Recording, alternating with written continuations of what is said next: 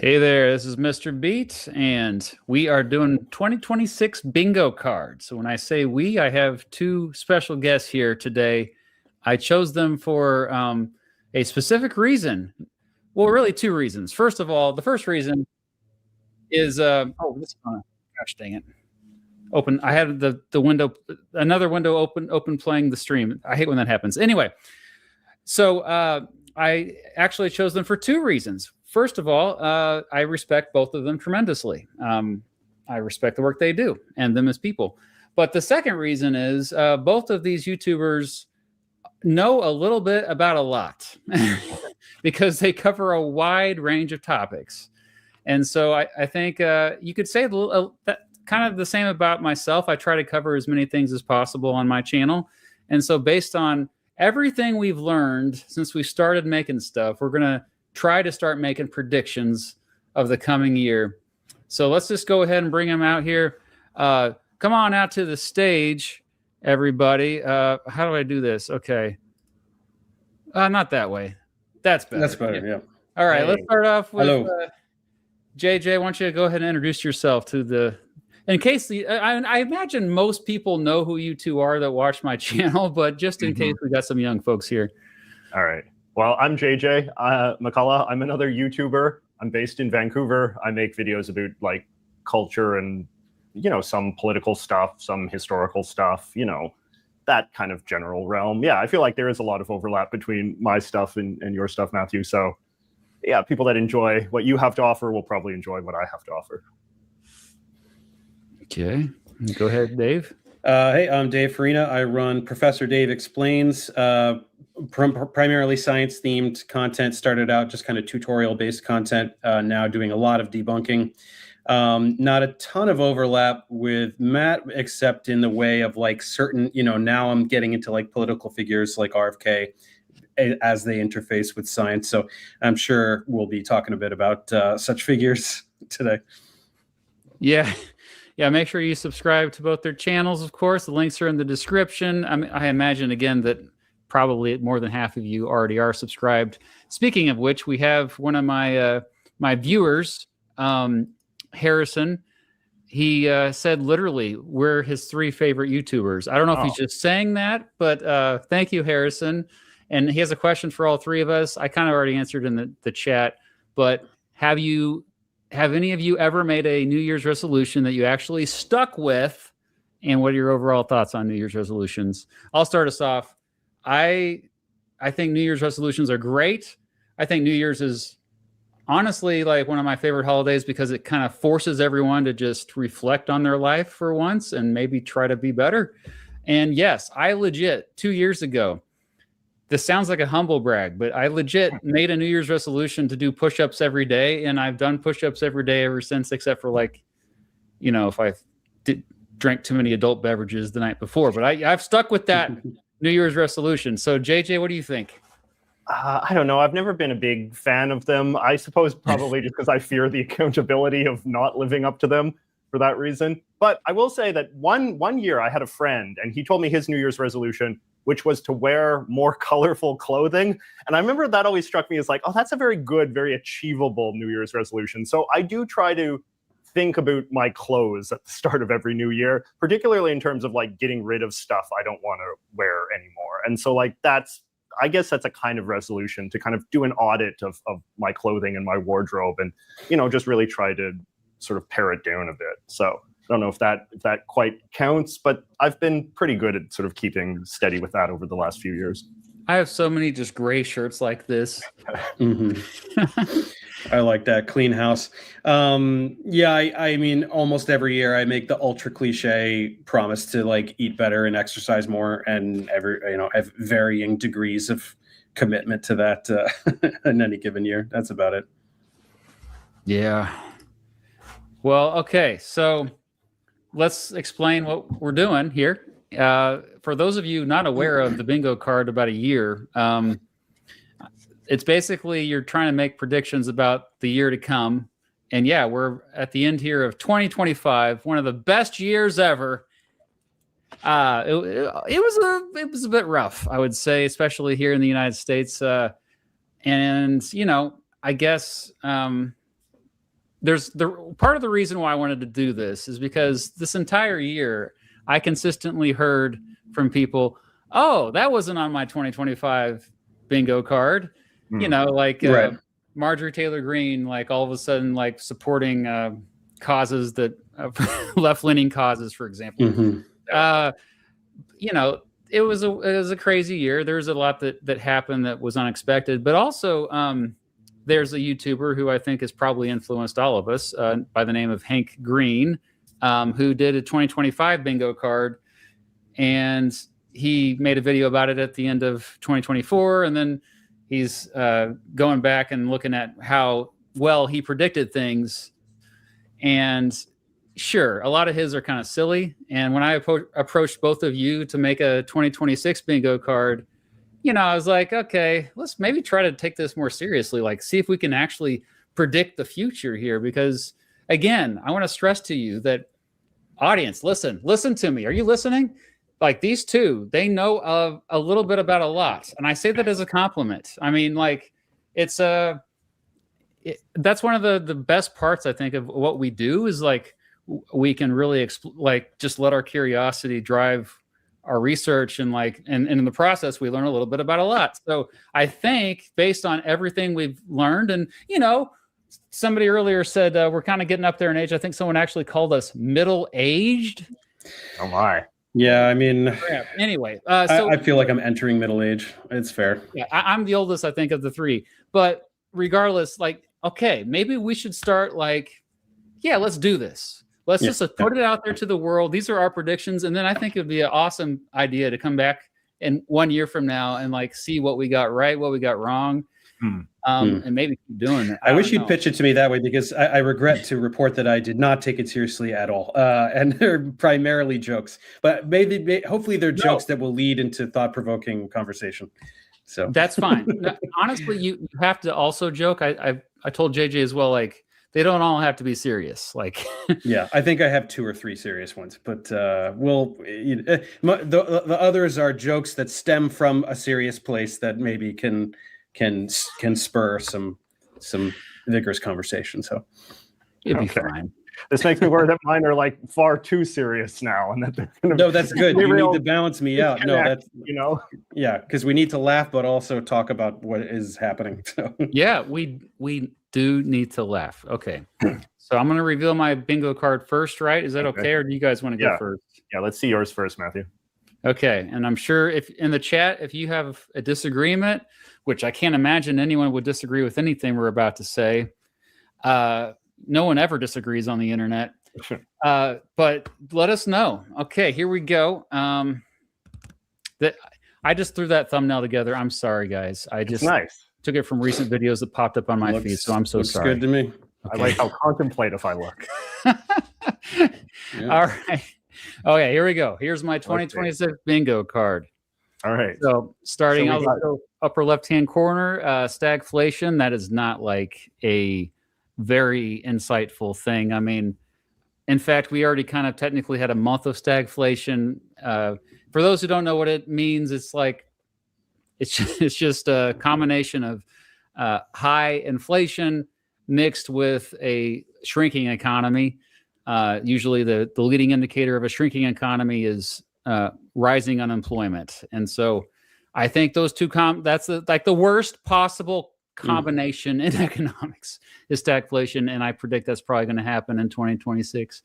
Oh, what a boring start. Okay, next, war with Venezuela. Okay, it seems like that's the direction we're headed. When I say war with Venezuela, I don't mean every country is going to go with Venezuela. I'm talking about the United States here. What would that look like that would be different than what's already happening? I think it would mean regime change. But like, say if, like, what I'm saying is, like, would there actually have to be a deeper military engagement? Like, say, would that involve like land troops, like bombing the Venezuelan mainland, like something like that? I do think land troops are much more rare these days. You don't have to have troops on the ground anymore. So I just think more involvement within the borders. Like, so far, it's just been at sea, international waters. So I think it would just mean some kind of escalation that's into their borders, basically, by the United States. That's what I predict. Okay. So good question, though. AI bubble pops, but it's not that bad. And this is another one that's like, not a hot take. A lot of people have this prediction, kind of boring. But my thing is, I don't think it's as big as bubble as people think it. Like, I don't think it's as big as bubble as the .com bubble, for example, that happened 25 years ago. I do think there's a lot of money to be made. I just think that, like there's a bit of too much optimism right now, which a lot of people also agree with. Blue wave midterms. I think that, the Democratic Party in the United States is going to have a very successful midterm election, based on just how the Republican Party has really just failed in every aspect over the past year. And I think it's not going to get better. And so I expect... Do Republicans know that?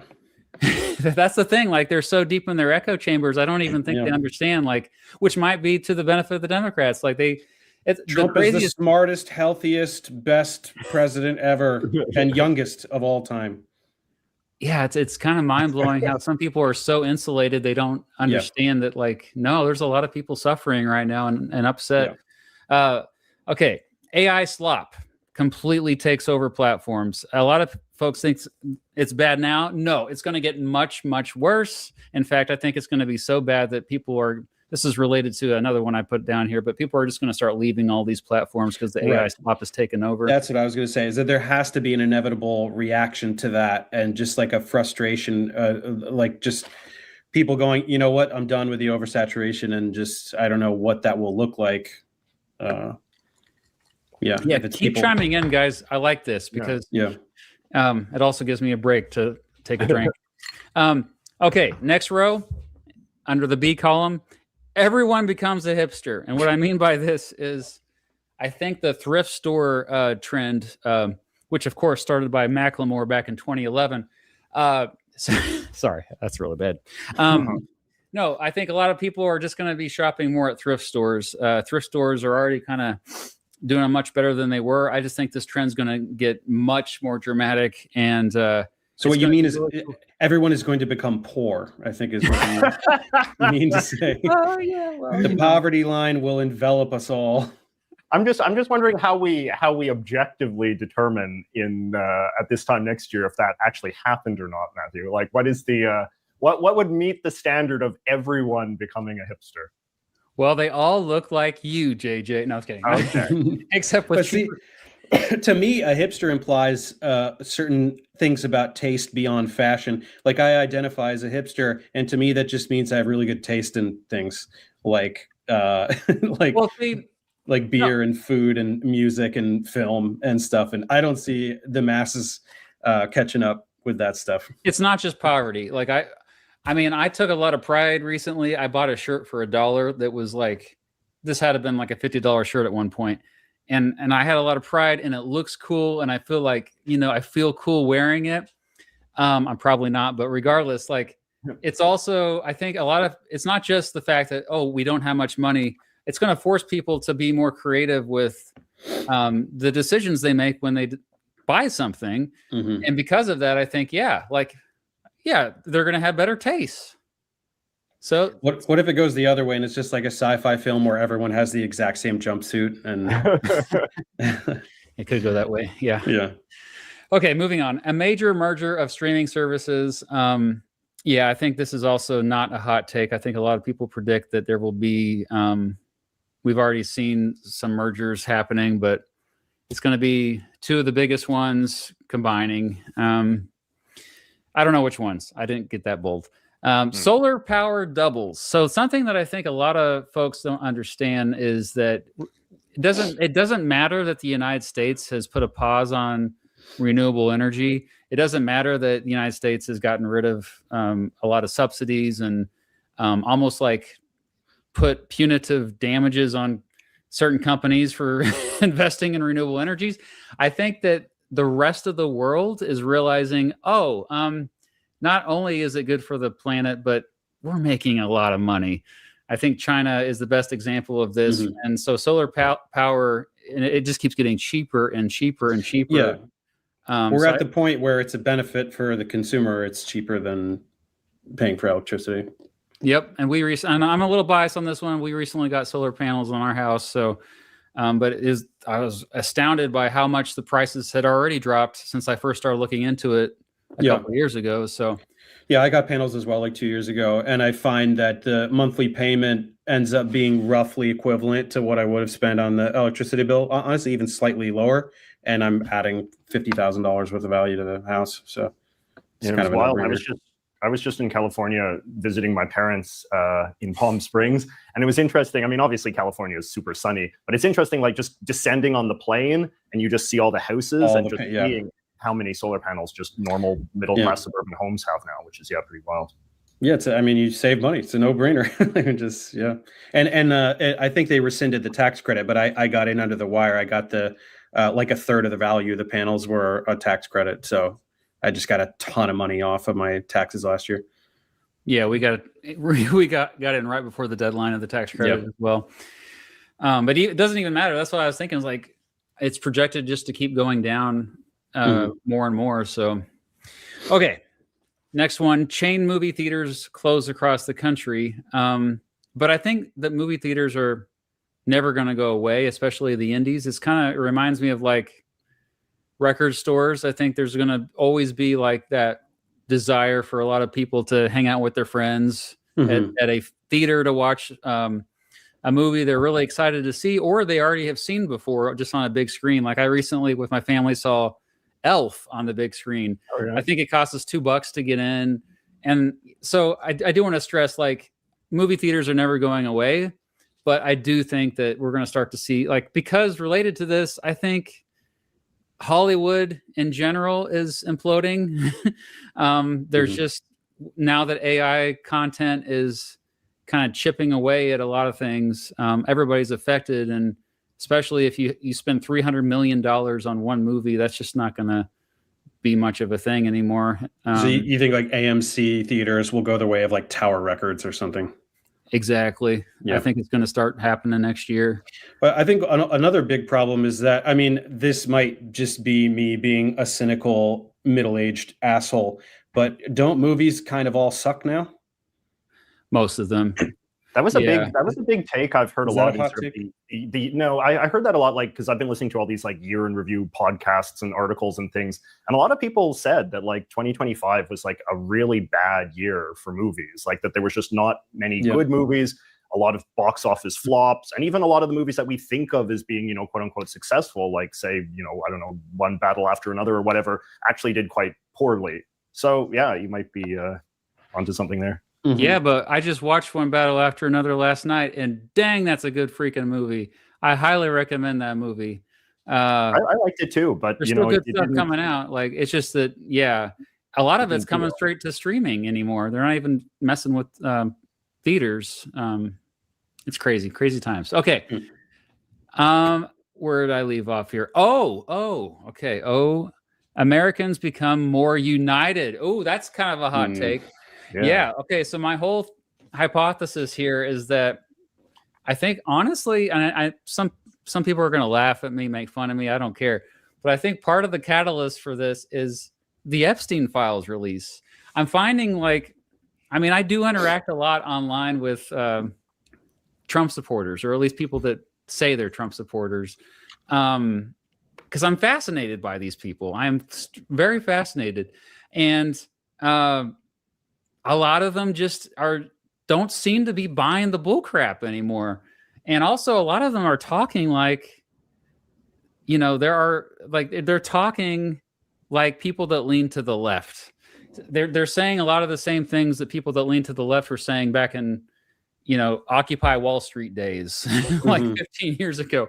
I know some people say it's the horseshoe theory, which I have issues with. I'm not going to go into that now, but I think that just a lot of people are going to unite generally on class issues, and they're just finally going to give up on the culture war stuff. They're not going to focus on that as much. Yeah. There's only how many years can people freak out about trans people? Yeah. It's like I think Trump is biting too much from the hand that feeds him, right? He's got that base, and if he just keeps taking from them, they'll eventually turn on him. So what would be a metric, Matthew, that you would use to determine this? I'm always thinking about the metrics because I'm you are.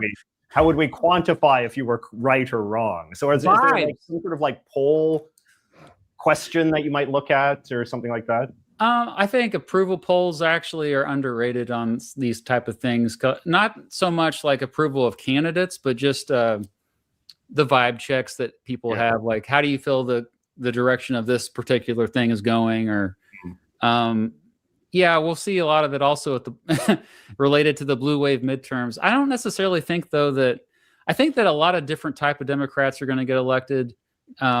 When I say different type, I mean they're going to portray themselves as anti-establishment, or we've already started to see this trend. You know.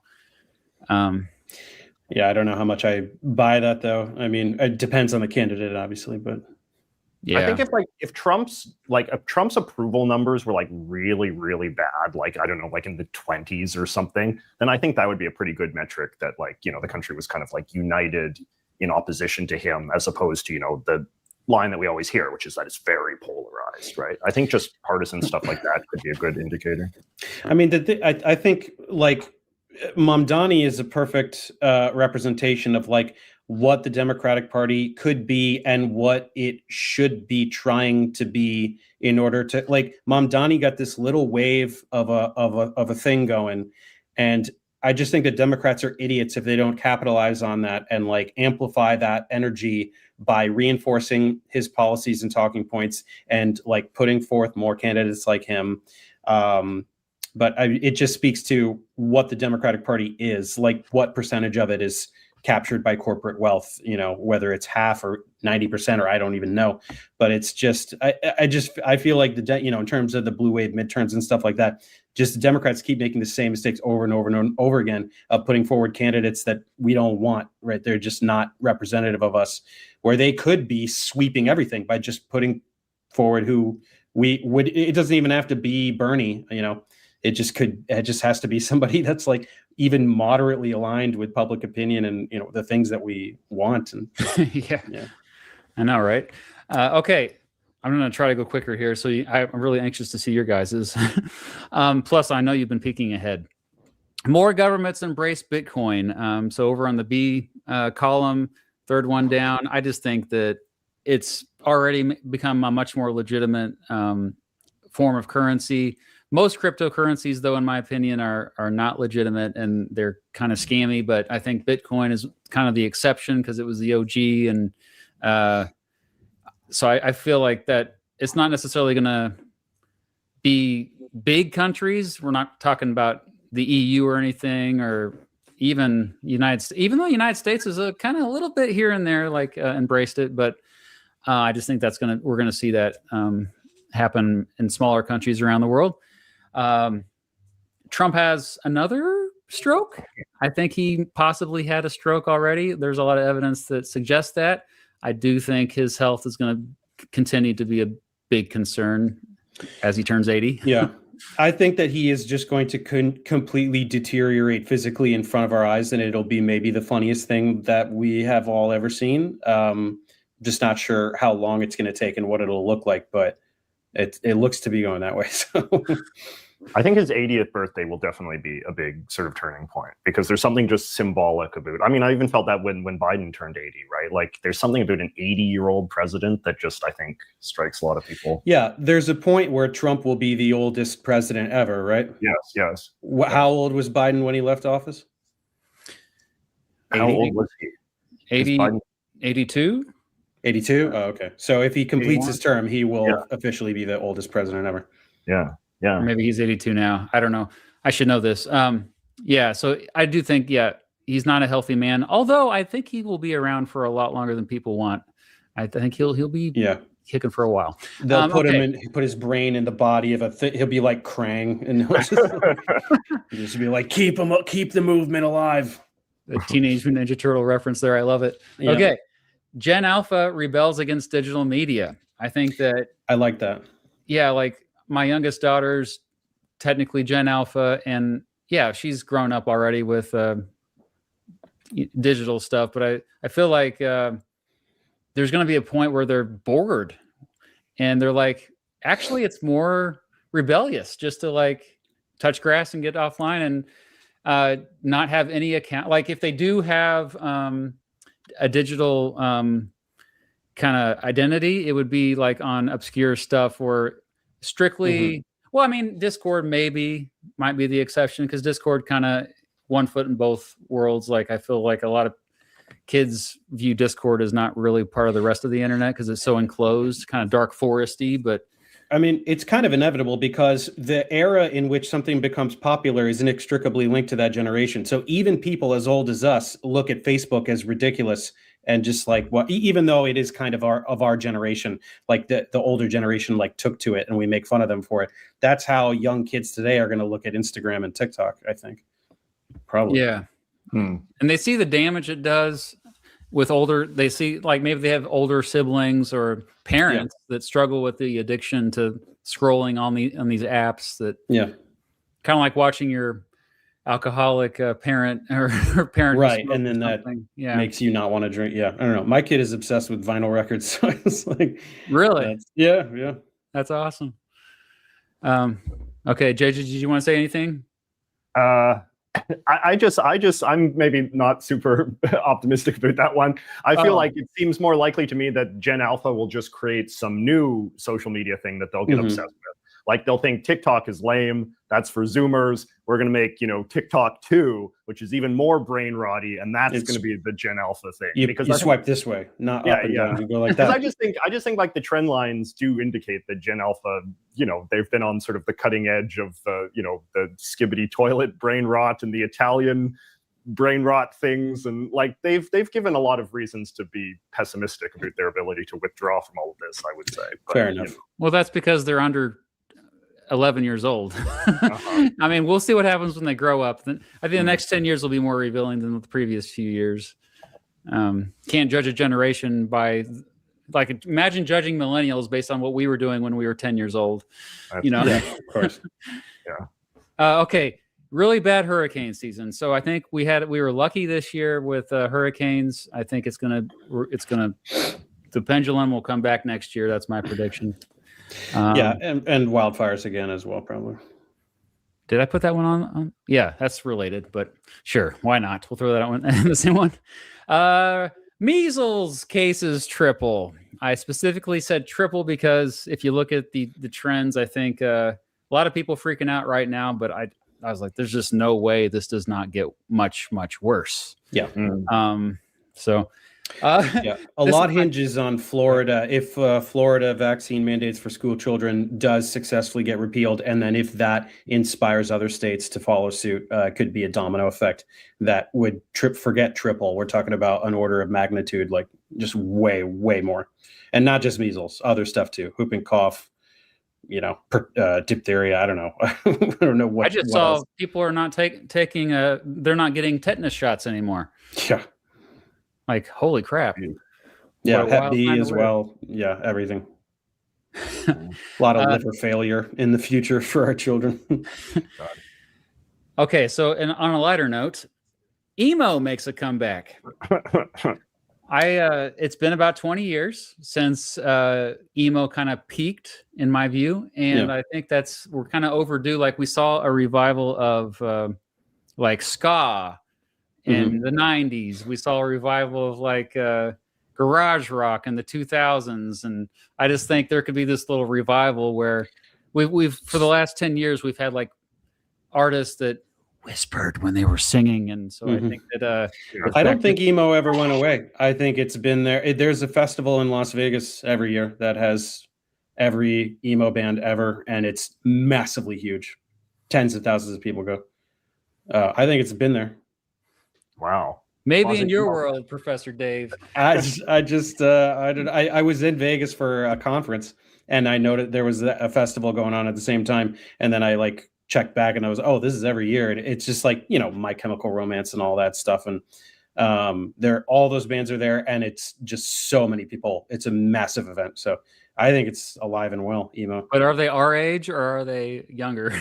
I think that it skews to our age group, but there's young people for sure. I didn't go, so I can't tell you exactly the breakdown, but I'm pretty sure. I forget what the festival is called, but if you look it up, Las Vegas Emo Festival, you'll find it. Matthew, are you predicting that there's going to be new emo bands that are going to take America by storm? Or is it just going to be a retro thing? Well, both. Uh-huh. Yeah, but I do think there'll be younger bands that kind of have that the same sound and aesthetic as well. Mm-hmm.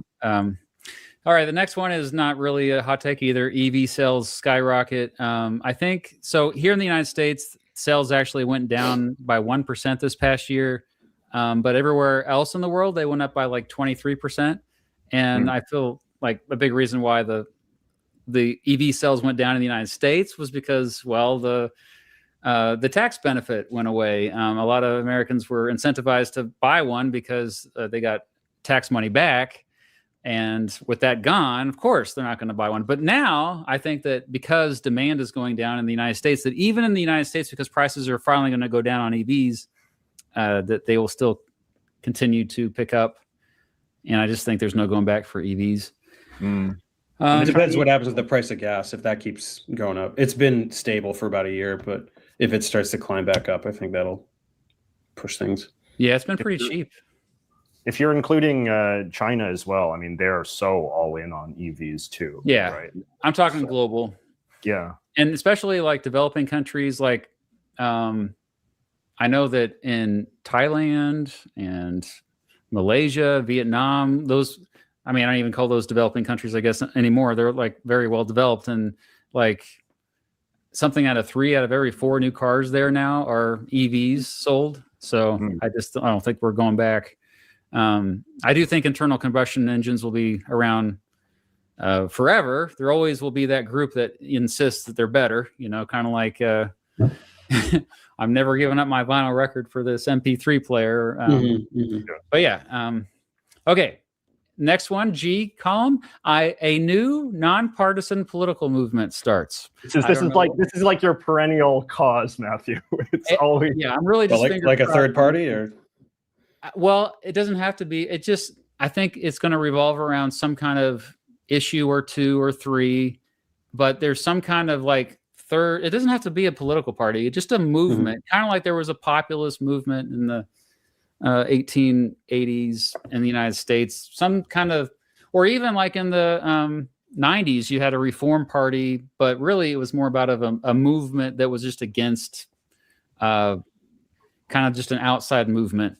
And I think, again, I keep going back to the Epstein files. I think the Epstein files are a big deal. I think it doesn't even matter if not much comes out of them. I just think it kind of demonstrates, to me, it's like similar to the Pentagon Papers or Watergate, or this time where we saw just a dramatic increase in everybody not trusting the government, no matter who was in power. And so I think that it's going to be related to that, just the fact that, there's it doesn't matter what political party you're in, you don't have our interests in mind. Okay, next one. YouTube surpasses Netflix in paid subscribers. Actually, I just read this yesterday or the day before. Apparently, more people are already watching YouTube compared to Netflix, and Netflix now views YouTube as like their main competitor, which kind of blew my mind. Did you guys know this? That's crazy. Yeah, there was a thing I didn't, but I believe it. There was a thing I just bought the Time magazine, the Man of the Year issue, and it has an interview with the CEO of YouTube in it, and they talk about this as well. Yeah. Especially since so many more people are watching YouTube on their TV versus personal device. So next one, which I love, Twitter shuts down. Twitter shuts down. Maybe for good, but at least temporarily is my prediction. I think that it's unsustainable. It has been for a long time. It's not making any money. That's incredible. It's a cesspool, and I hope you're right. What would prompt that? Just the lack of profitability, or what? I think that's related, but I think incompetence at some point. There's gonna be some kind of probably hackers will get in and do something. I just don't think it seems like it's the most vulnerable of all of the major platforms. Yeah. To me. I mean, I think I'm a little skeptical just because I think Elon is so rich that I think whatever unprofitable problems it has are pretty minor. And I think versus like the the benefit he gets from it as a kind of right-wing propaganda machine, amplifying the kind of voices that he wants to see amplified. I think from his perspective, he wouldn't perceive this as a problem. And I think he would probably perceive shutting it down as the greater sort of crime. Right. There's a reason he overpaid for it. It's not about profit for him. It's about manipulating public discourse. Yeah. But I don't know. Yeah, it's true. I also love that. I love this movement of most of us refusing to call it X. I will never call it anything but Twitter. Let's all please keep doing that. I'm sure he hates it. It's called Twitter. End of story. Yeah. All right, next one. I do think that there will be more assassinations. I hate to say this, but just looking at past eras, part of the 2020s to me feels like the 1960s, and it doesn't necessarily have to be political figures, just anybody who has influence. What are your thoughts on that one? I don't know. I mean, I thought that like Charlie Kirk's assassination was like shocking because it was so out of the blue. It wasn't just kind of like ho hum, another one of these, right? Like it was the biggest political sort of assassination since the 1960s. And yeah, I suppose you could sort of say, is it like a harbinger of things to come? Or is it merely just like a freakish outlier that, you know, was notable because it was so unusual? I mean, like, I feel like independent of Charlie Kirk's assassination, we haven't really been seeing sort of comparable things. Yeah, I mean, I think in general we're due for extreme political upheaval, at least compared to anything since the 60s. And with that, probably assassinations are inevitable. So I don't know who, but yeah, probably. Yeah, I hope I'm wrong. Okay, well, it depends who, right? I don't know. Yeah, obesity rates dramatically decline, and of course, I think this is related to the medications that are out there now that can help you lose weight. Ozempic is the most famous, but there's a bunch of them on the market, and they're becoming more affordable. And I just think that this is the beginning. I think obesity maybe peaked this year in American history. That's my prediction, a bold prediction that we will never see obesity rates as high as we have this past year. That plus RFK and, you know, beef tallow and stuff and everything he's doing, that's going to help a lot too. That's interesting to think about, that like there could be a decline in obesity, but not an increase in overall health.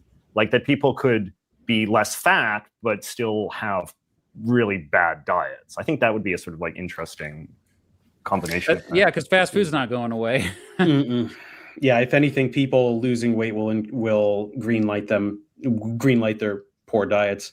I don't know. I'm still like, I don't know too much about Ozempic, but I just like, I'm aware of like very negative side effects, osteoporosis and things like that. And I'm just kind of waiting to see what else the medical community comes up with over the next 10 years or 20 years. If they are granted the funding to do so, you know, we'll see.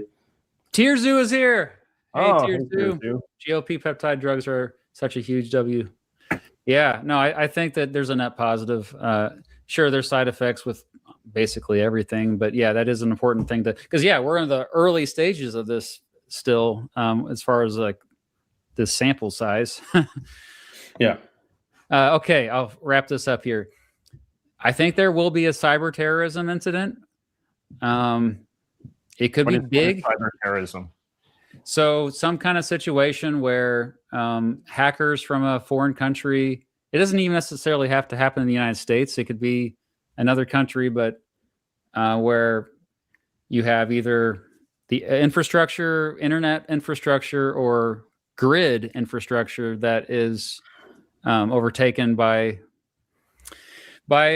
terrorists, essentially. I just think we're overdue for that. So I probably would make that same prediction last year too, to be honest. And then finally, a robot restaurant trend. I think that this is going to be something that a lot of people go out and do for fun. Every major city will have some kind of robot restaurant finally open up. They've already popped up in certain places around the world, but like essentially Japan and stuff, right? Yeah. So you still have some workers in the back, but as far as like the main floor of the restaurant, all the servers are robots.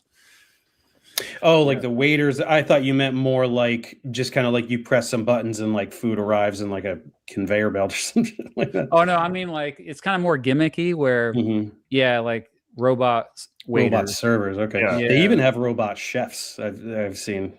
Yeah, I've seen those Pretty wild. too. There's not necessarily I think that profitable yet, but Right. I think the gimmick part of it is going to kind of maybe be the way into it. Yeah, totally. Yeah. I was at a place in England where they had like little robots that served you. They were not like walking robots. They were just like machines that were like on wheels, and they would and then the food would come out of like a little tray.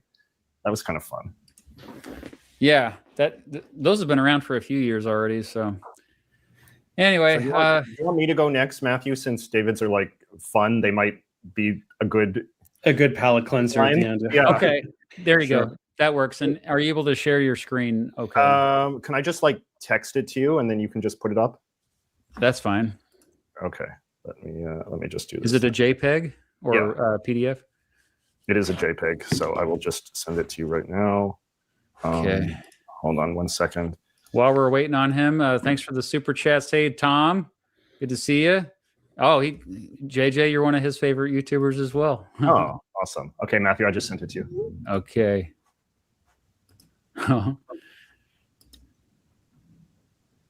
Mine is not formatted as nicely as yours, Matthew. It's more vertical than horizontal, so it might be a little harder to read. So I'll have to.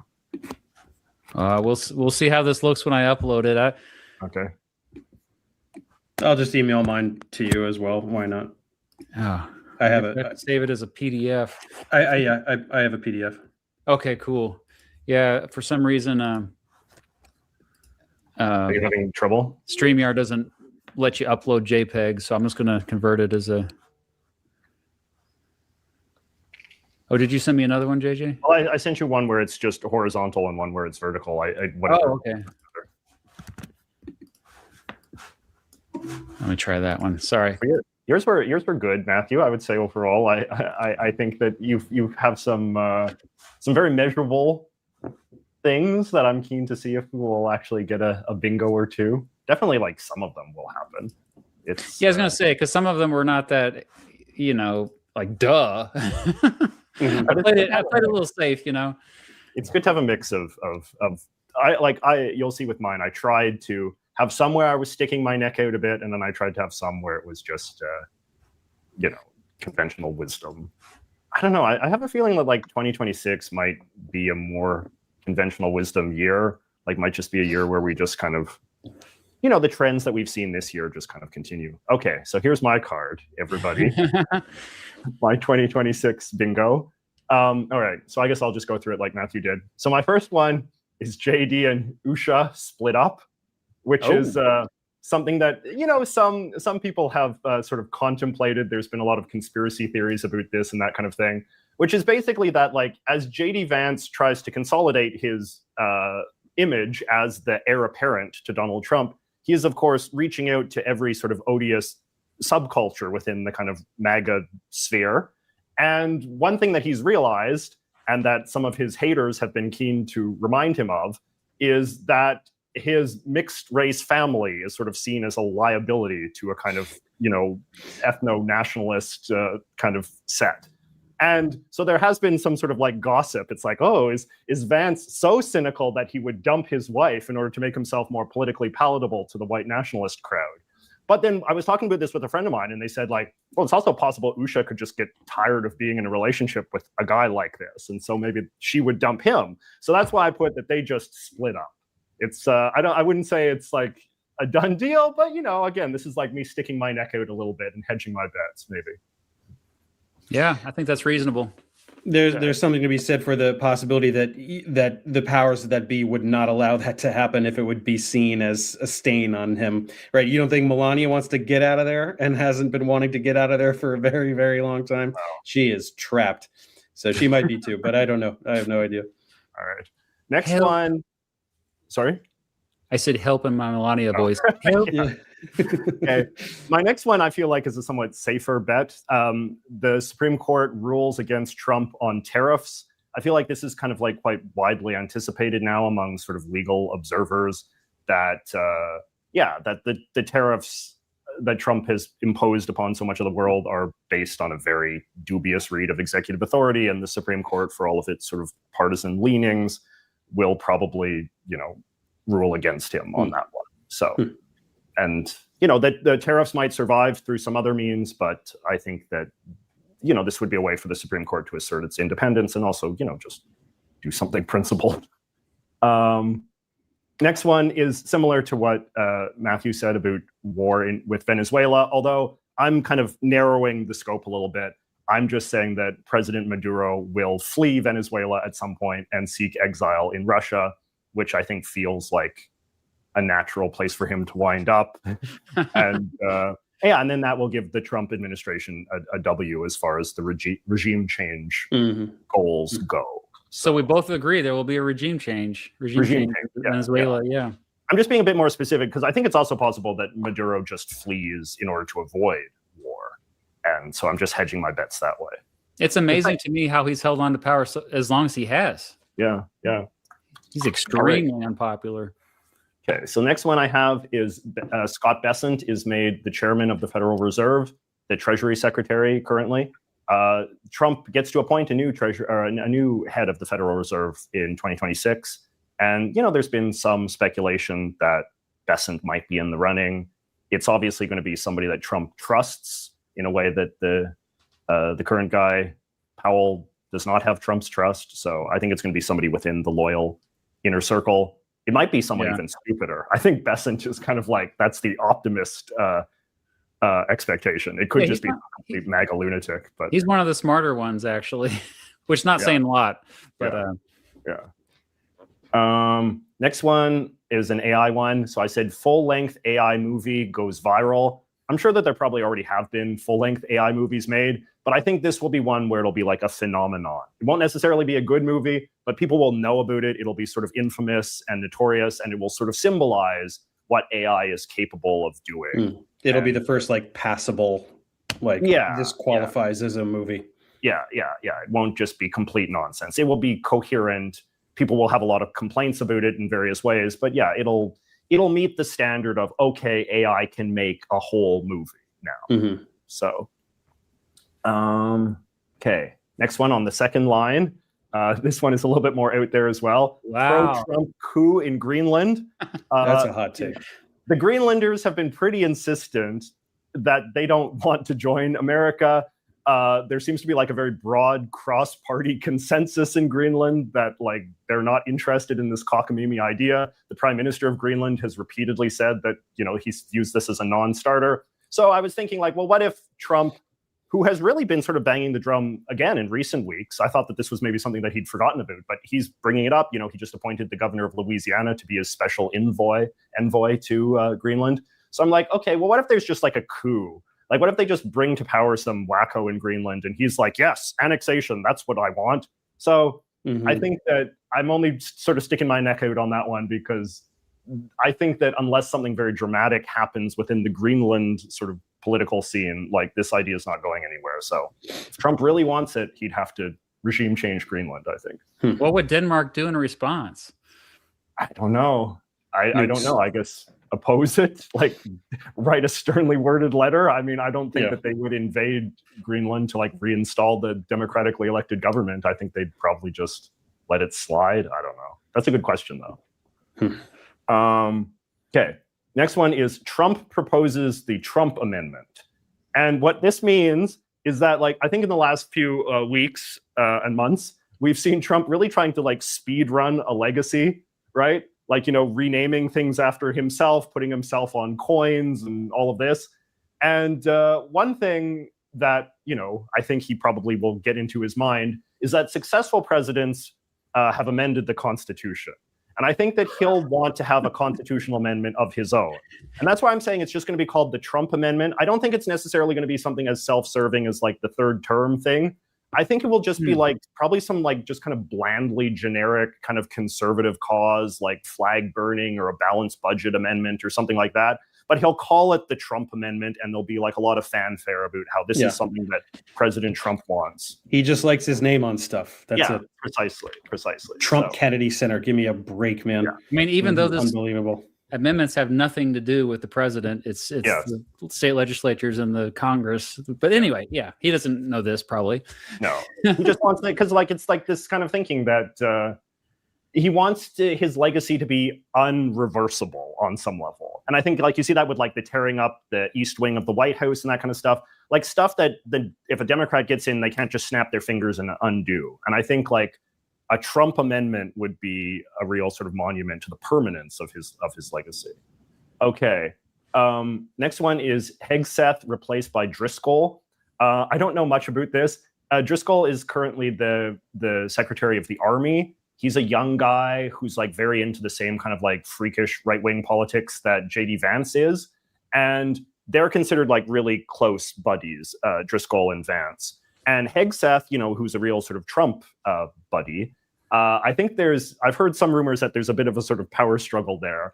And Hegseth's kind of incompetence, and as well, Hegseth's just kind of, general sort of bloodthirsty belligerence, I think offends the kind of the Vance hyper-isolationistic wing of the party, or at least of the administration. And so I do think that this could be a flex of Vance's growing power if Hegseth gets booted out and this ally of Vance's, Driscoll, gets put in instead as Secretary of War. So I don't know anything about Driscoll, but is he just another post-liberal, basically, like Vance? Yeah. He's of that sort of flavor, and he's a young guy. Yeah. Like he's I think in his late 30s or so. So yeah, he's been like within the kind of the defense establishment. He has been the guy sort of pushing the kind of the Vance sort of like Europe is our real enemy, and like let's not talk about Russia and this kind of thing. So. I think that's something that I'm keeping my eye on. That would be a very bad development. I mean, as much as I do not like Hegseth, I also don't like Vance's kind of growing power. So I'm keeping my eye on that. Next one, I have Barron Trump does podcast. Barron Trump feels like he's been a kind of quiet figure. And I feel like he's also biding his time until he sort of makes his sort of grand debut into the MAGA cinematic universe. Mm-hmm. And so I could see him doing a big interview on like Rogan or something. That will be like his official coming out as a person that we all have now heard of. I think a lot of people have heard his voice before. We haven't heard him talk. Yeah. Well, I know Trump's granddaughter has a pretty thriving YouTube channel. So. Oh yeah. Yeah. So, Donald Trump Jr.'s daughter. She's actually pretty charismatic. So that's the thing though. Like if you don't got the Riz, it's really difficult. I don't know if Barron has the Riz. Yeah. I don't have the Riz, and I somehow got 1 million. So we'll see. I got the next one is another Supreme Court ruling. SCOTUS rules against Trump on the 14th Amendment, the birthright citizenship thing. I think that's another one. So like, Trump did his executive order on day one, sort of saying that birthright citizenship is hereby repealed. And I think this is another one where it's like, as partisan as the Supreme Court is, this is like pretty cut and dry, like that the 14th Amendment says what it means. And that I think it would be pretty shocking if they found that the executive branch can unilaterally repeal the citizenship of children born in the U.S. So they've already had oral arguments of this. They've already, right? Yeah, I'm not going crazy, am I? I think, yeah. So it's working its way. The from what I understand, the ruling could be, quite soon. So. They may not. They will probably push it back to June, I think, on this one, just because. Like I noticed they're calculated on what they release. If they have one that Trump doesn't like, I noticed they kind of spread them out. Oh yeah. They want to give Trump some wins and then sprinkle in some like actual Constitution interpretations with that. So. Yeah, definitely. Like the tariff thing coupled with this, those are two one big punches against the Trump agenda. So you're right. Like perhaps they'll have to give him some little wins in between just to placate his feelings. Yeah. He just had a big loss with the Supreme Court ruled against him with the National Guard being allowed to be deployed to cities. That's true. Well, who knows? Maybe 2026 will be a year in which there's like a narrative about like the Supreme Court strikes back, like the checks and balances are back, something like that. We'll read. It's so sad that we have to talk about the president of the United States like a petulant preteen. like, oh, just like give him a win and then we'll do the real thing and then we'll let him win another thing, like he's playing a board game or something. Like, it's so sad that this is our world now. All right, next one I have is sort of something near and dear to my heart as a Canadian. The USMCA treaty being torn up. I think that would be a very bad thing. Well, depending on how it plays out. But, you know, talks between Carney and Trump came to an abrupt end when Trump was offended by an advertisement that the government of Ontario put on TV. And there has been no sort of resumption of the negotiations over trade between Canada and the US since then. There's supposed to begin a formal process of renegotiating the USMCA treaty in 2026. But I could see a scenario in which Trump just says, no, it's done forever. We're not going back to that. The reason why I think that could be good just from a Canadian perspective is I do think that opens the door to a bilateral Canada-US trade negotiation that doesn't involve Mexico. And, you know, for a lot of complicated sort of reasons, I think that might actually be a better deal for Canada just because, you know, the issues that America or that Trump's America has with Mexico are not really Canada's problems. So, you know, as much as that might not be great for Mexico, if I'm thinking from a self-interested Canadian perspective, that might be okay. So, but I could just definitely see a scenario in which Trump just flamboyantly says that the era of, you know, USMCA, which is the successor to NAFTA, is just done. And we're going to only do unilateral deals or maybe no deals at all. Maybe Canada and Mexico will just forever be in the same tariff mire as all these other countries. So I hope not. I hope not either. All right. Next one, also kind of a bleak one. Deportation camp set up in Africa. I think that the administration, as it continues to deport people, will be looking for new places to dump them now, especially now that the El Salvadorian gulag has sort of become this very contentious thing. So I think that there might be, and I think like some European countries already do this. I think Great Britain does this. They dump people in like Rwanda. You know, some of these African countries, for reasons I don't totally understand, are willing to accept refugees from just random parts of the world, I guess, to curry favor with rich Western nations. So Jeez. I could see stories about American immigrants being deported to Africa becoming a thing in 2026. That's insane. Yeah. Messed up, man. It is messed up, but you know, this is the world we're in now, unfortunately. Okay, this one is a little bit another Canadian story that's a bit lighter. Is there's probably going to be a referendum on Alberta separating from Canada in 2026. Are you serious? What? Yeah. But it's so dumb because, you know, I made a whole video about this. Like, this is not a serious project at all. This is like a weird kind of like partisan thing in the same way that, like, you know, like how there's a certain type of Texan who's very right wing and sort of says we could go it alone and we could separate and blah, blah, blah. There's a certain kind of Albertan, a very small minority of right wing Albertan who does a similar posture. And they've apparently gotten enough signatures to put this on the ballot. So there will be a referendum, but I predict that this will lose in a colossal landslide, and this will be seen as like a very stupid, silly thing. That is Alberta like the Alabama of Canada, or what is that? It is. It's a very conservative part of Canada. Like it always like votes overwhelmingly for the Conservative Party and that kind of thing. And yeah, and the fact that the Liberal Party that Carney got in, when it looked like it was going to be a conservative landslide, sort of really, I think, radicalized a small but vocal minority who have then put this question on the ballot. Again, like it's just mostly a sort of symbolic partisan thing that nobody's going to actually seriously contemplate. Fun fact, my parents emigrated to Edmonton, Alberta when they left Italy. Oh, really? Yeah. Oh, that's interesting. And then they came to the U.S. Then they came to upstate New York, yeah. Sort of like Ted Cruz's family. Sure. Yeah, my dad he raves about it and says Canada was so beautiful. I haven't been to Alberta. I've been to Vancouver and Toronto and stuff. But. Well, you've been to the good parts. Edmonton, like I can sympathize with wanting to leave. So. I have to see Banff apparently, so Banff is great. I'll put that on the list at some point. Yeah. Mm-hmm. All right, next one. I have Nick Fuentes speaks at CPAC.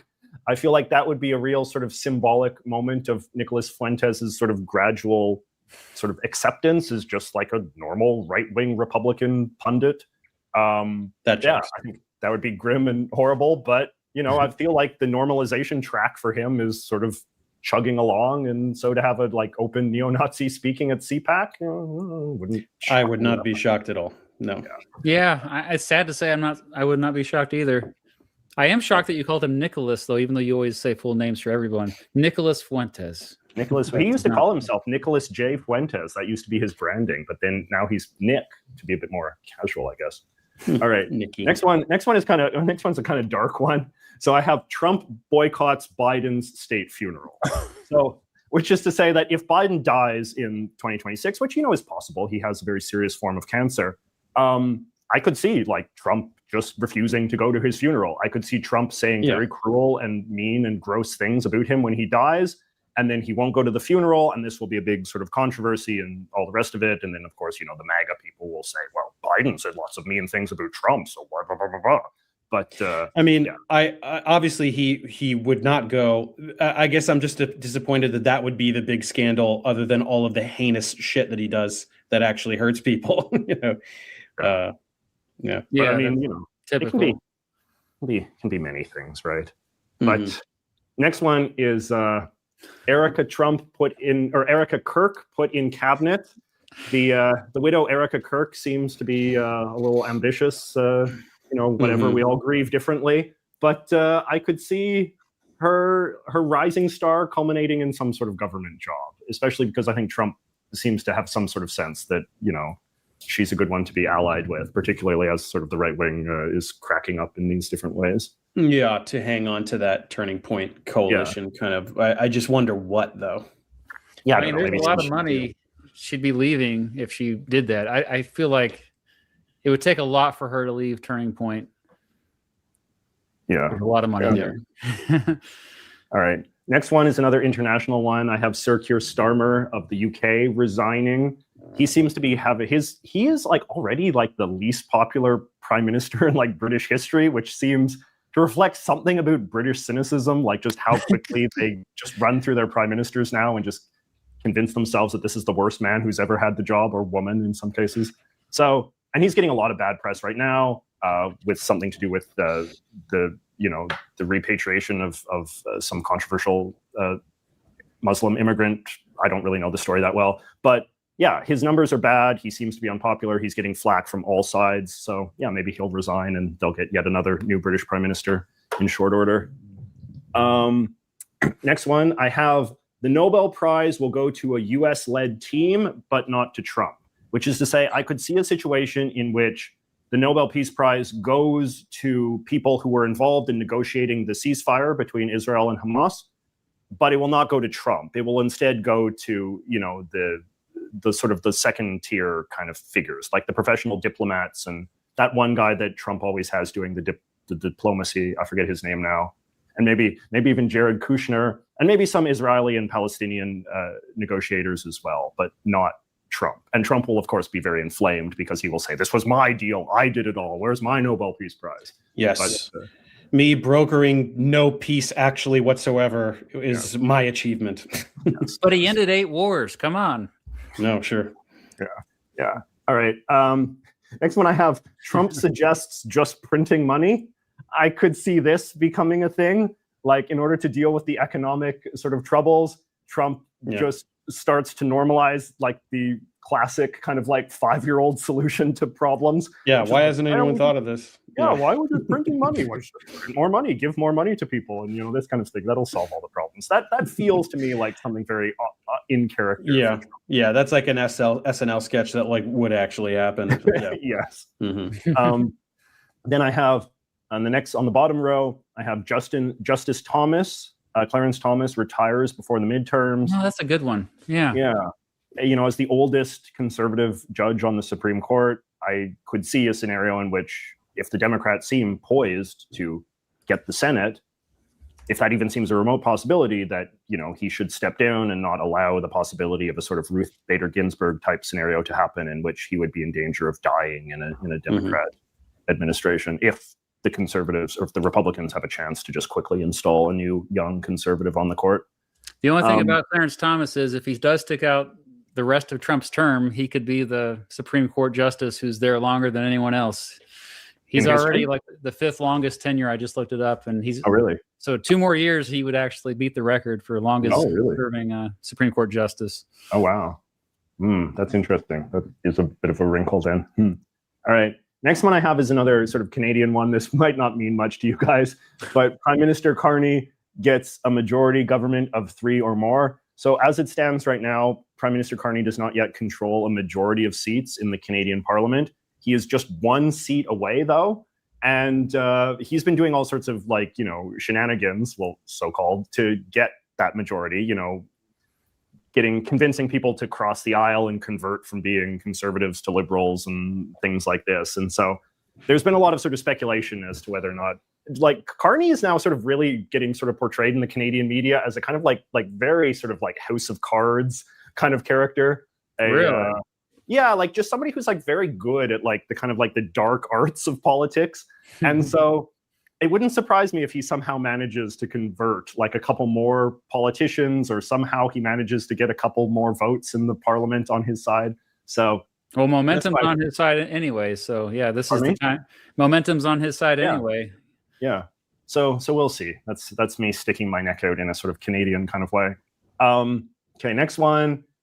Trump sincerely proposes putting himself on Mount Rushmore. Again, something that I think we could imagine, even though didn't he already say that? He's sort of said it in passing in a kind of jokey way. Right. But this is me like he's saying it in the way like, pardon me? I don't think he was joking. I think he's like, let's do it. Yeah, well, this would be then like taking it to the next level. Actually trying to like implement. Yeah, like there's like a committee to plan for it, and he starts unveiling like the blueprints and this kind of stuff, right? Imagine. Oh my God. Okay. Next one is kind of like something on your list, Matthew. It's just new dance sweeps the nation. Don't know what that means, but there'll be some sort of dance. It's viral. Whatever you can do on TikTok without moving at all. Yeah, I could see that. I honestly, we're kind of overdue for one. Also, just like overdue for a few other things I've noticed. David, sorry, I called you the wrong name. Netanyahu. Okay, last one is Netanyahu loses the election but gets a pardon. He gets a pardon by the Israeli government. Israel, yeah. The new president of Israel, yeah. Yeah, so like Netanyahu is like formally asked for a pardon from the Israeli president, which is an unusual thing to happen in their political system, from what I understand. The Israeli president is like this meaningless figurehead who never does anything. He cuts the ribbon at the new Walmart and that kind of stuff. But I could see, I mean, I don't know that much about Israeli politics, so I'm, again, sticking my neck out here. But like, I could see some sort of situation in which he loses power, and then because he's this like super divisive figure and yada, yada, yada, that the Israeli president is like, oh, he deserves a pardon just to put the Netanyahu chapter behind us, and so we don't subject him to court cases, because he's in a lot of legal trouble right now. And during his prime ministership, he's repeatedly had to testify at court and yada, yada, yada. So I don't know. That's just me thinking that could be a kind of like anticlimactic end to the Netanyahu regime. A lot of people want there to be a more kind of definitive end, but I feel like a lot of times these kinds of public execution. Well, you know, or that he would like go to prison, like for for something, right?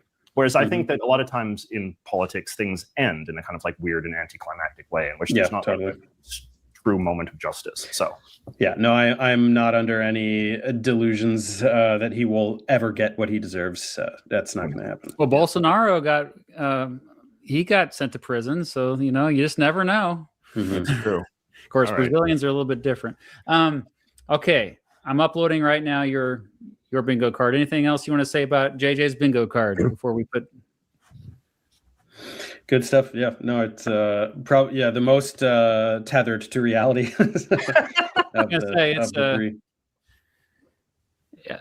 Most of these seem perfectly reasonable to me. All right.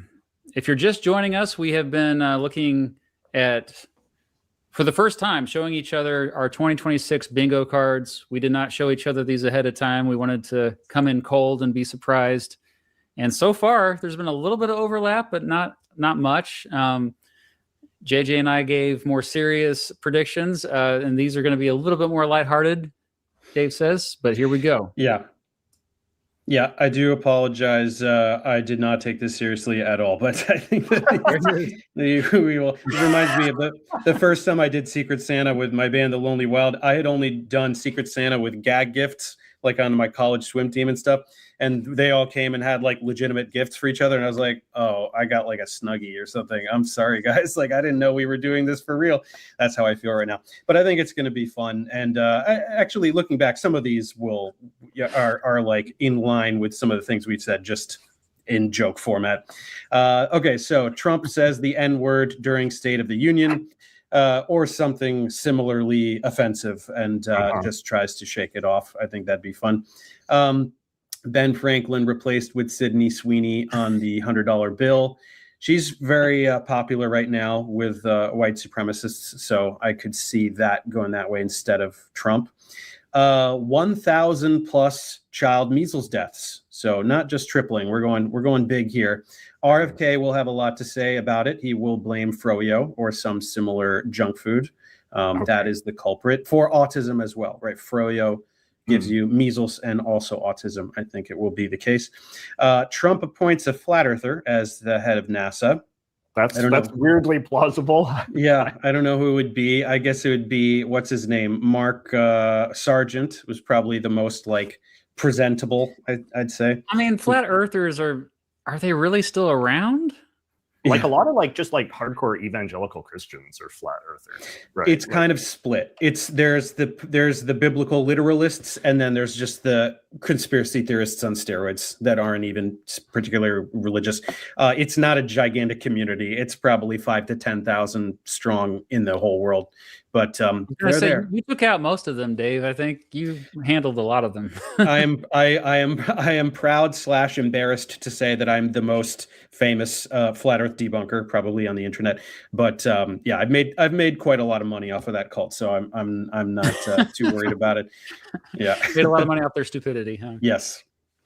This next one is serious. Chris Nolan's Odyssey is surprisingly terrible. I saw the preview. I'm obsessed with Greek mythology, loved the Odyssey, was excited about the idea, very skeptical that anybody could do the Odyssey in one feature film. I don't care how long it is. Saw the trailer, not into it. I don't think that it will be good. Have you guys seen the trailer? Any thoughts here? I've seen a lot of people dunking on the trailer, a lot of the real hardcore history nerds, because it feels like it's a very precious property.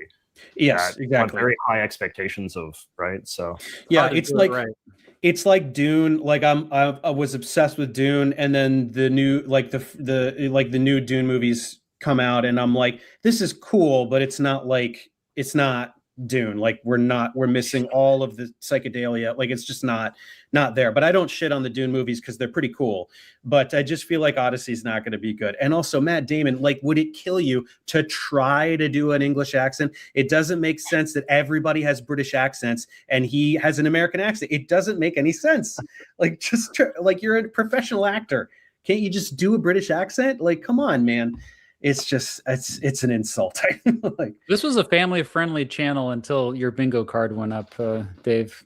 Oh, what did I don't have any naughty words on here. The Diddy one, the next one. Oh, okay, sorry.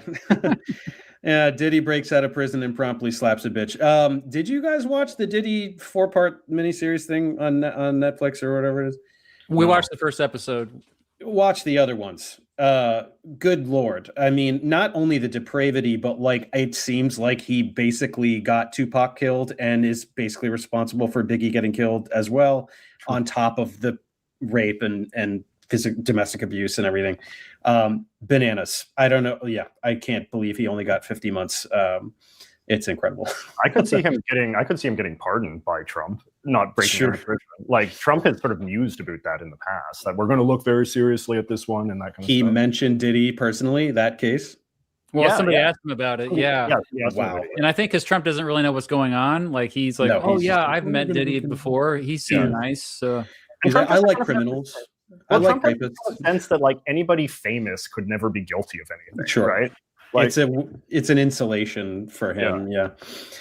Okay. Bill Clinton caught squatting at Epstein Island. I haven't heard from Bill in a while. He's been pretty quiet. I don't know where he is. He must. He had some good times there. So maybe he'll just kind of pop up there. Well, his spokesperson did say to release all the files unredacted, so that's worth noting. Okay, we'll see, Bill. We'll see. Terrence Howard starts an institute for kids who can't math good. I think kids need need to step up their math game, and Terrence is just the guy to do it. We talked about Barron Trump. I agree that he will kind of make his public appearance. He will become known to the public. I said it is in the way of a sex tape. I agree. It's more likely that he'll show up on Rogan or what's that other comic with the long hair? Theo Vaughn. Which one? Theo Vaughn. Oh yeah, Theo Vaughn. Yeah, I bet I'll go on Theo Vaughn. But it could also be the case that a sex tape comes out. This guy is tall, and the ladies love the tall guys. So I think I don't know what'll happen there. The next one is serious. Way more fake aliens, psyop shit. So way more UAP stuff. Way more of like what Avi Loeb has been popularizing, which is just absolute fraudulence to the core. That cult around the UAP stuff is so strong and so toxic, and it is not going away. It's definitely going to keep going. Wait, could you elaborate more on that? Because I don't know much about it. I mean, so there's two, like I stick more to the science stuff, not really like the political conspiracy stuff. So I've debunked Avi Loeb, who's this Harvard astrophysicist who for 8 years or so has just been putting out a bunch, like a never-ending fountain of bullshit of just like, that comet is aliens, this comet is aliens, and we need to look into it, and we need to start this new organization. Government, give me $1 billion and I'll look for aliens and everything. And it's a bunch of horse shit. Like it's all fake. So I've been debunking him, and then there's a lot of overlap with the UAP community. Everybody who's obsessed with all the UFO stuff, the footage, and the government having actual congressional hearings about it instead of like taking other things seriously. And it is a rapidly growing cult. Wow. So yeah, I've done the Avi Loeb stuff. I did 2 videos on him, but I haven't tackled the UAP cult yet, and it's kind of on my list for 20. There's these cults. Like I finally started dunking on the pseudo-archaeology cult, and it's such a toxic beehive. It's why I had been avoiding it for so long, but I finally cracked it open, and now I'm going down the list of them.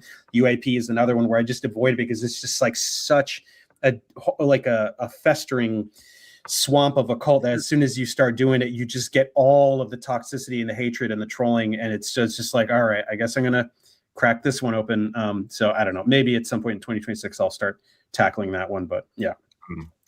Next up, the darkness surrounds and envelops us all until we yearn for sweet death. That's kind of cool. Yeah, that's already playing out, so that's fine. Melania has an affair with Mark Ruffalo. It's the kind eyes, he's got very kind eyes. I think that she would like that. Yeah.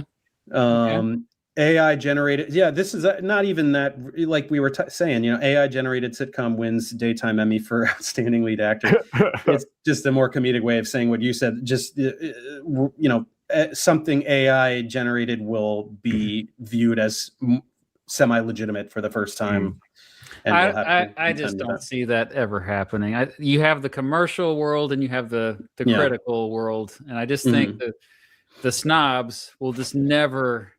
Sure, a lot of this AI generated stuff will become very popular, very mainstream. Well, I'm joking about the Emmy. Obviously, it's not going to be ever recognized by the industry that is being consumed whole by the. I mean, like just in general, like, will you think there'll be actual like, oh yes, this is snobs coming around to it saying this is actually high art. I mean, do you think that will happen? Well, that I think also will happen, just not next year. I think that'll happen in the next 10 years, that AI will make art that's genuinely better than what we can make. Maybe 10, maybe 30, I don't know when, but it feels inevitable. There's so much taboo to admit that, though. I think that what would have to happen is that I think maybe at some point they'll create like the AI awards or something that will be all funded by the AI industry, and it will give itself endless praise and compliments. Separate. Marginalize the critical establishment. Yeah, that's all the bot accounts will be... Yeah. Elon Musk is revealed to be an actual robot. So I wanted to say something about Elon, and I just couldn't think of anything to make fun of him about other than that he feels like a robot. But yeah, we'll see. We talked about Twitter. I think that would be funny if Twitter just kind of implodes in his face. But Yeah, here's to hoping. Second coming of Christ, but he is a trans Filipino influencer on TikTok. So he will not get much traction with the Christians. That would be ironic. Yeah, he just gets ignored. That'd be or fine. change their minds by changing all of the water into wine and multiplying the loaves of bread and fish. And changing all the peni into vaginae and just blowing everyone's mind about the malleability of the sex and gender spectra. Maybe it just makes Christianity seem woke and lame, and then all of the right wingers just become Muslim? pagans or Muslims or something. Yeah, or just pagans. Yeah. We start celebrating Saturnalia instead of. Okay, Trump makes doing science just illegal in general. It's just not allowed. You cannot. You can't. Not only there's no funding for it, like literally zero, but just if you do it, you go to jail right away. That's it. One Stranger Things kid will OD on something. Not sure which one. That's mostly a joke, but you never know. Smallpox comes back real hard, and typhoid as well. That's not a joke. Yeah, is that possible? Like, as a science guy, I don't know enough about this kind of thing. I want to say smallpox. No, I want to say that is truly eradicated, and that there are not enough smallpox virions in circulating to be able to do that. But I don't know, man. It could be the case where there's like one smallpox case somewhere in the world, and everybody starts freaking out. And we're just like, oh my God, please don't let this happen. But yeah, just as we were saying, communicable diseases in general will be on the rise, and deaths from them. That's 100% guaranteed. Netanyahu eats a Palestinian baby on live television, like fork and knife. It'll be like the Seinfeld episode with the candy bar, and he's just chowing away. And but it's cool because the baby was an anti-Semite, so it's not a problem. It's absolutely cool for him to have done that. I'm getting so many texts from Mrs. Beat right now saying you should have looked at Dave's bingo card before he put this on the screen. You know me, man. Just so that's not going to actually happen. Everyone, calm down. Almost none of these things will happen. Maybe 4 of these things will happen. Next up, Joe Rogan finally apologizes for existing. That's a long shot, but we can hope. We can hope. RFK encourages Americans to crack open skulls and feast on the goo inside. I get that one. Simpsons reference here, yeah. I mean, that's just in general. RFK is absolutely insane, and everything he says is insane. And I hope that he will go away forever at some point. Next up, Trump tries to nuke a hurricane. That's not even that much of a joke, because he literally suggested that last year. So we'll see if he follows. There'll be a lot of hurricanes that he could possibly nuke. Yeah, nuke, or he'll have, I don't know, tanks. Send a tank. He'll have some bright ideas. Well, is it going to be better than when he developed the ability to change the route of the hurricane just by drawing a different path on the map? Right. Yeah. Let's see, like a track. It'll follow this. Don't worry about it. Midterm elections canceled due to being super gay. I have definitely am not. It's not actually totally ridiculous, the idea that Trump would cancel either midterm or general presidential elections. That's a big step towards authoritarianism, but he is the kind of lunatic who might try to pull something like that. So I could definitely see like a scenario in which he like muses about that, and then there is proven to be a disturbingly large number of like right-wing influencers who are willing to excuse that or justify green light it. Yeah. Like in the same way that like, with the third term thing, like it's so obviously unconstitutional. And yet there are a lot of like right-wing influencers who are like, well, the Constitution's kind of vague. And blah, blah, blah, blah. Like I could see that with like, suddenly we'll find all these like obscure statutes that, technically an election. What is going to happen over the next 2 to 3 years, if he can manufacture some perceived like state of emergency and just like throw the National Guard in every city because of some fabricated threat, and then just invoke some like, emergency, like I have to continue being president, like FDR, you know what I mean? Like I just have to. And he just does it. and just like, what's going to happen? Either he gets forcibly deposed and assassinated, or we all just let him keep being president, or I don't know. Something really crazy could happen by the end of his term. I don't see him just like calmly leaving power. You know what I mean? Like, I just don't see that happening unless he's dead. We'll see. Maybe he'll be dead. I mean, I think it would be up to the military itself that swears an oath on the Constitution, not him. So, and I think that's why he was so concerned getting out there saying, hey guys, I'm your boss. You swear an oath to me, when that's not true at all. That's not true. Right. But if he says it, I'm always curious, true, right? What are those generals, what are their conversations and, behind closed doors, Yeah. What percentage of high-ranking military would he have to kind of either buy off or whatever to kind of disseminate those instructions, and then what percentage of infantry would follow them? And like, it's crazy to think about, but like, I don't put it past him on trying something like that. I just think that could try that. And it seems like Hegseth and company are thinking about this. That's why they're trying to remake the officer corps and get loyalists into all of these top jobs. So yeah, it's the MO. Everything he does with his entire cabinet is just stacking it with loyalists and to prepare for such an event. So I don't know. That's not a 2026 prediction, but it's it could be a 2028 prediction depending on how the next 2 years go. But and then finally, I will start making music again. Oh, good. Yeah. Fingers crossed. Are you a good musician, David? What kind of music do you make? So I grew up playing classical piano, and I switched to drums in college, played in drums in a bunch of bands, and kind of took a step back to grow the channel. But the stuff that I make in my project now is sort of groovy, synthy rock. I would describe it as. Nice. So nice. Well, I hope you do get back to it. Yeah. Hey, I just recorded a song this morning, so nice. Hopefully inspire you. Get back. Oh, it's called Simulated Sun. If you care at all, everyone watching, please go check out Simulated Sun. Yeah. Okay. Well, thanks for sharing those. Although I'm in the doghouse now with Mrs. Beat. She's my chief of staff. She was legit offended. Yes, she was. Sorry. Okay. Which one? The BB thing? I think a few of them. Yeah. Okay. I don't know. I guess we just live in different worlds. I think we have kids that watch this channel. I don't know. I should have been more clear about that. But that's okay. Once you opened it up, like this is do the whole thing. Yeah. It's a dark world we're living in, Matthew. It is. We can't shelter the kids anymore. Yeah. Can you stick around for a few questions here? We got some super chats, it looks like.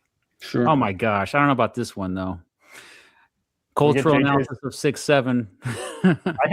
I have as I get older, I start to get more inclined towards just not learning about things. Like there's some things that just seem like so stupid and so, I don't know, so youth coded that it's like, I'm not going to bother. So it's like my knowledge of 6-7 is like the world's most superficial. I just know it's a thing. And I feel like it's a thing that I've made a calculated decision to not learn about. But also and correct me if I'm wrong, if anybody knows, but isn't it literally just that, a meaningless thing that young people did to be like, they're going to go crazy trying to figure this out and it doesn't actually mean anything? Yeah, that's kind of my understanding. Yeah. So I've also seen kids say that it's over. So like, why bother caring about it? So yeah. 8, 9. Yeah, 6-7, it's so 2-5. Get over it, man. Hey, here's a deeper question though, I think is good. Do you think humanity will ever make first contact? Do you think life might exist obviously life exists somewhere else. I think it's not obviously, really obvious. Almost certainly. I mean, Yeah. Do you think we're going to live to see first contact? No, because that's so soon. I mean, I don't think in our lifetimes, but in the lifetime of humanity, however long that bit, like let's say humanity exists for millions of years, then yeah. But we're not. I don't think we're gonna. Do you think we're gonna make it millions of years? I mean, I think that like I wrestle with this a lot, and I think that we are at an absolutely fascinating fulcrum point in the development of humanity, where there kind of are two paths where we just kind of implode on ourselves, or we flourish and become just interstellar and incredible, and it's a bizarre time to be alive. But we could. It is physically possible that humans could continue existing for millions of years. And if we do, I think that we will eventually make contact. We could even be the ones going out to find other stuff, but Star Trek style. But we're not gonna be alive for that. So. Yeah, you're right though. The emergence of artificial intelligence, I think, really is. I think we'll look back on this time in particular as like, oh, that was it. Like we either screwed things up a lot or we got it right. Okay, I see here. All these are just statements here. It looks like no questions. I mean, is there any optimism for next year? Can we leave on an optimistic note, perhaps? I'm optimistic that Trump is just going to get more unpopular.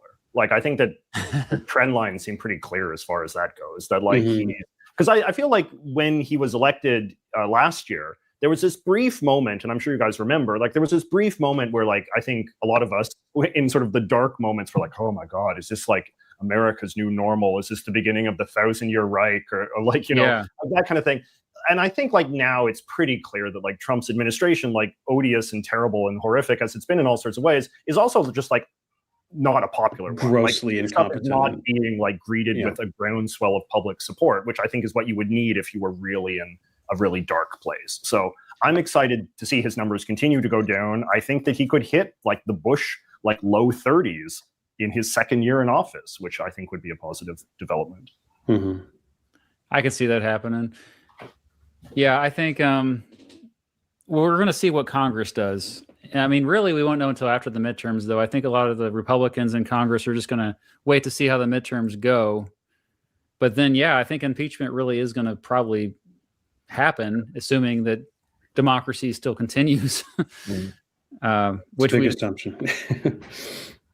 Well, come on, optimism from Dave. What? Any silver lining for all this stuff? I mean, I like that. I like the idea of Trump's support continuing to wane. I think that's a reasonable prediction, and I can get on board with that. Yeah. My optimism seems to kind of look when I'm searching for optimism these days. Often I'm looking around the world, and it's sad to say, like China is doing a lot of good things with innovation, and especially with renewable energy and. Sure, the authoritarianism sucks, but I feel like the rest of the world's kind of chugging ahead, and we're just kind of like we hit the pause button here in the United States. I mean, I guess like it's producing a certain amount of unrest that if it can be like mobilized and targeted can affect change. So I'm seeing a little bit of stirrings of like, you guys, we got to do something. Like we have to like actually fight here. Give me some. Matthew, you should up here, but yes, Matthew, you should read JJ's book of the year, the one that I recommended on my channel, Breakneck, which is all about China and Chinese innovation. It's not a very long book, but it's a book that explicitly sort of contrasts America and China and talks about what America can learn from China, but also what China can learn from America. It's a very good, non-sensationalistic sort of assessment of obviously one of the great stories of our time, which is the rise of China. Yeah, thanks for the recommendation. I'll add that to my pile of 20 books that I have yet to read, but seriously. All right, yeah, so thank you guys for doing this. This was a lot of fun, frankly. Even if a lot of these were silly, I think it's just a good exercise to do, especially, I know a lot of people are not optimistic these days, especially in the United States. A lot of people think that next year's going to be even worse than this year, which, perhaps they're right. Public health-wise, it will. Yeah. However, I think the three of us know that, we're just in a dark chapter. We're always zooming out. We're always looking at the distant past, sometimes the distant future. And I think we just got to get through it. So take care of yourselves and take care of your families. Hear, hear. All right. We're going to sign off. Thank you, everyone, for watching, and Happy New Year and Happy New Year's Eve. And Jeffrey Epstein didn't kill himself.